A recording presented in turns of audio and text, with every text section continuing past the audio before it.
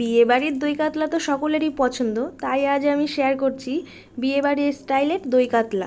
এখানে আমি 4টে মাছের পিস নিয়ে নিয়েছি। মাছগুলোর মধ্যে নুন আর হলুদ ভালো করে মেখে 5 মিনিটের জন্য রেখে দেব। 5 মিনিট হয়ে গেলে কড়াইতে তেল দিয়ে মাছগুলোকে ভালো করে এপিট ওপিট ভালো করে ভেজে নেব। মাছগুলো কড়াইতে দেওয়ার আগে তোমরা কড়াইতে তেল দিয়ে কিছুটা নুন ছিটিয়ে নেবে, না হলে কড়াইতে মাছগুলো লেগে যায়।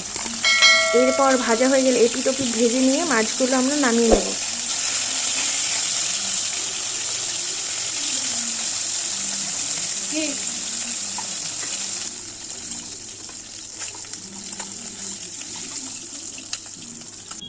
এরপর কড়াইতে ওই তেলের মধ্যেই তেজপাতা, কাঁচা লঙ্কা আর কিছুটা গোটা গরম মশলা দিয়ে একটু নেড়ে নিয়ে তারপর এর মধ্যে পেঁয়াজ বেটে রেখেছিলাম, সেই পেঁয়াজ বাটাটা দিয়ে নেড়ে নেব।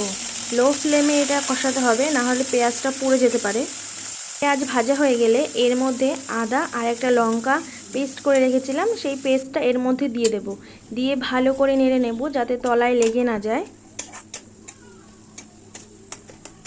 ভালো করে নেড়ে নিয়ে এর মধ্যে 1 চামচ কাশ্মীরি লঙ্কার গুঁড়ো দিয়ে আবার ভালো করে নেড়ে নেব। এরপর হালকা একটু জল দিয়ে দেব। জল দিয়ে কষালে মশলাটার টেস্টটা ভালো হয় আর মশলাটা ভালো করে কুকও হয়। এরপর এর মধ্যে কাজু বেটে রেখেছিলাম, সেই কাজু বাটাটা এর মধ্যে দিয়ে আবার ভালো করে নেড়ে নেব।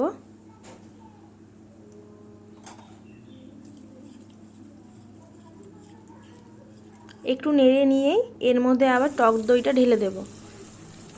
দই কাতলাতে টক দইয়ের পরিমাণটা একটু বেশিই লাগে। তারপর টক দইটা দিয়ে ভালো করে নেড়ে চেড়ে নিয়ে যতক্ষণ না পর্যন্ত তেল ছাড়ছে ততক্ষণ এটাকে কষিয়ে নিয়ে এর মধ্যে 1 কাপ গরম জল ঢেলে দেব।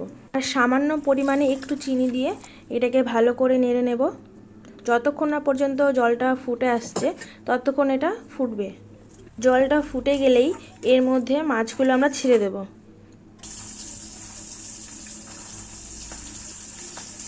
মাছটা দিয়ে আমরা ঝোলটাকে শুকিয়ে নেব। আর গ্যাসের ফ্লেমটা কিন্তু আমরা লোতেই রাখবো, না হলে কিন্তু দইটা কেটে যাওয়ার ভয় থাকতে পারে। এরপর ঝোলটা শুকিয়ে গেলে আমরা এর মধ্যে গুঁড়ো গরম মশলা ছড়িয়ে দিয়ে একটু নেড়ে নিয়েই মাছটাকে আমরা নামিয়ে দেব।